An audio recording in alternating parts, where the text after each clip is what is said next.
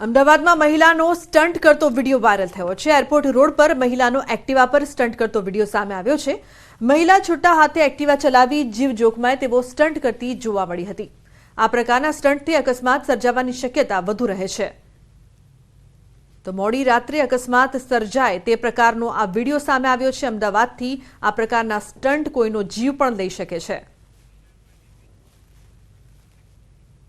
अन्य महत्वपूर्ण समाचार की जो बात करिए तो मौलाना सलमान अजहरीना भड़काऊ भाषणना केस मामले मौलानाना जामीन मंजूर कराया है।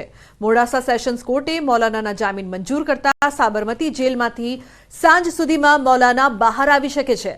भड़काऊ भाषणने लईने एट्रोसिटी मामले फरियाद नोंधाई हती। 5 दिवसना रिमांड बाद मौलानाने कस्टडीमां मोकलायो हतो।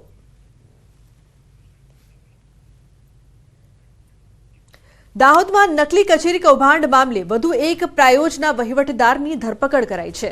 दाहोद पुलिसे संजय पंड्यानी धरपकड़ करी है। चार्जशीट में 7 बैंकना 200 स्टेटमेंट शामिल कराया था, जेना कारणे 18.59 करोड़नु कौभांड वधीने 25 करोड़ ने पार थयुं हतुं। हाल झड़पायेला संजय पंड्या 2022 થી 2023 दरमियान दाहोद प्रायोजना वहीवटदार तरीके फरज बजावता हता। नकली कचेरी कौभांड मामले एक आईएएस सहित 11 आरोपीओने पोलीसे हजू सुधी झड़पी पाड्या छे।